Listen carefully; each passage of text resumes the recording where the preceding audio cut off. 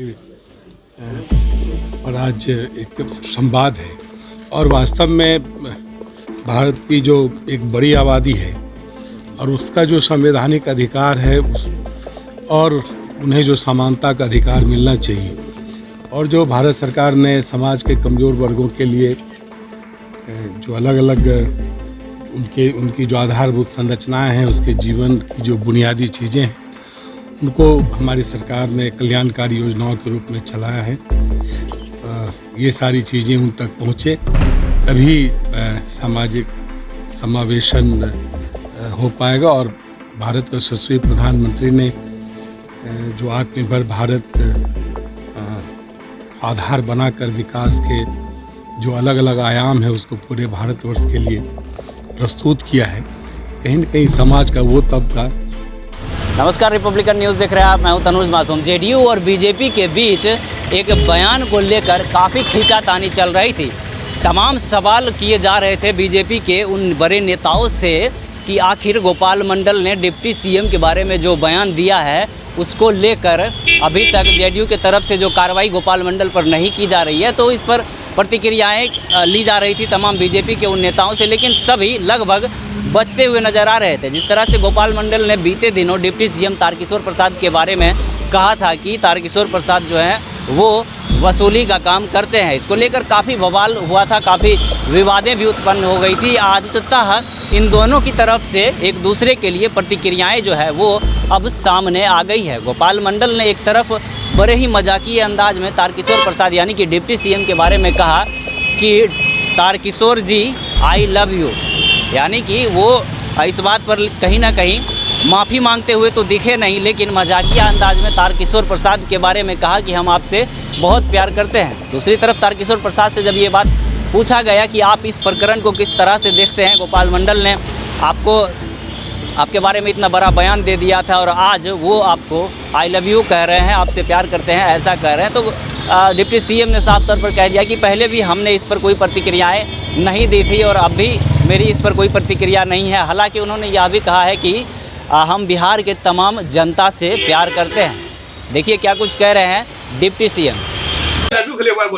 हाँ, तारकेश्वर बाबू I love you. Tarkeshwar बाबू जहाँ कहीं हैं, आपसे मैं हिंदी में प्यार करता हूँ, अंग्रेजी में आई लव यू।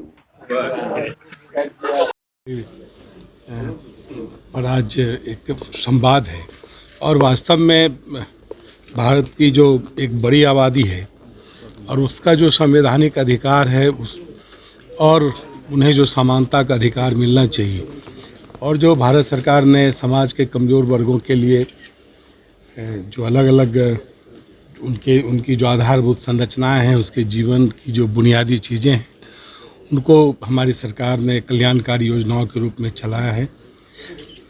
ये सारी चीज़ें उन तक पहुँचे तभी सामाजिक समावेशन हो पाएगा और भारत के यशस्वी प्रधानमंत्री ने जो आत्मनिर्भर भारत आधार बनाकर विकास के जो अलग अलग आयाम है उसको पूरे भारतवर्ष के लिए प्रस्तुत किया है। कहीं न कहीं समाज का वो तबका जो बुनियादी सुविधाओं से वंचित था, उन तक पहुंचाने में जो हमारे आज के संवाद में हिस्सा ले रहे हैं, वो उन सारी बातों पर चर्चा करेंगे और जो चर्चा से जो विषय आएगा उसको हम और हमारी सरकार निश्चित तौर पर उन सारी चीज़ों को जो पूर्व से भी हम उनके उत्थान के लिए, उनकी बुनियादी सुविधाओं के लिए जो काम कर रहे हैं, उन तक पहुंचाने में हम सब सफल हों। सर, गोपाल मंडल जी का बयान आया है, उन्होंने आपको आई लव यू कहा है। सर कुछ तो बोल दीजिए सर, हिंदी और इंग्लिश दोनों में कहा सर कुछ। अरे हम तो पूरे बिहार के लोगों को बहुत पहले से प्यार करते हैं, इसलिए उसमें गोपाल मंडल ने अलग तरीके से अपना प्यार जाहिर किया आपके प्रति, सर क्या कहेंगे? अरे चलिए, हमारे एनडीए के वो अन्य विधायक हैं और आपने देखा भी होगा कि मैंने कभी कोई टिप्पणी नहीं की। मैं पहली बार आप लोगों के सामने ही अपनी बात कह रहा हूँ। हमारे सभी सम्मानीय सदस्य हैं, तो हम उनका सम्मान करते हैं।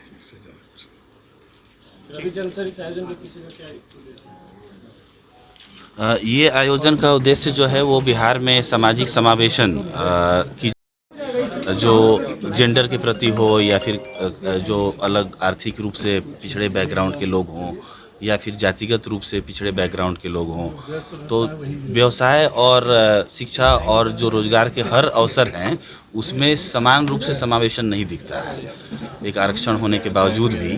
तो उससे ऊपर उठ के ऐसा क्या किया जा सकता है जिससे कि अगर मैं एक प्रेस रिपोर्टर के पास जाऊं अखबार में तो मुझे कुछ 30-40% महिलाएं दिखें और हर जाति के लोग दिखें। उसी तरह से कोई रेस्टोरेंट का ओनर है उसमें भी उसी तरह का मिक्स हो, लोग अलग अलग क्षेत्र में आगे बढ़ें, स्पोर्ट्स के क्षेत्र में लोग आगे जाएं। तो यही हमारा संदेश है और इसको हम पहुंचाना चाहते हैं डिफरेंट जो स्टेक होल्डर्स हैं और वो लोग यहाँ पे आए हुए हैं और मीडिया भी आप लोग स्टेक होल्डर हैं, उसके ज़रिए हम लोग ये संवाद भेजना चाहते हैं। हम चाहेंगे कि आप लोग रुकिए और 3 घंटे तक और बाइट लेके जाइए नहीं, और उसके बाद से पूरे संवाद को सुनिए और उसके बाद से विश्लेषण कीजिए और इसका निष्कर्ष निकालिए। Thank you sir. Republican news से जुड़ने के लिए सब्सक्राइब बटन दबाकर चैनल को सब्सक्राइब करें। नोटिफिकेशन प्राप्त करने के लिए यहाँ बेल को दबाएं। वीडियो अच्छा लगे तो लाइक करें और दोस्तों के साथ शेयर करना ना भूलें।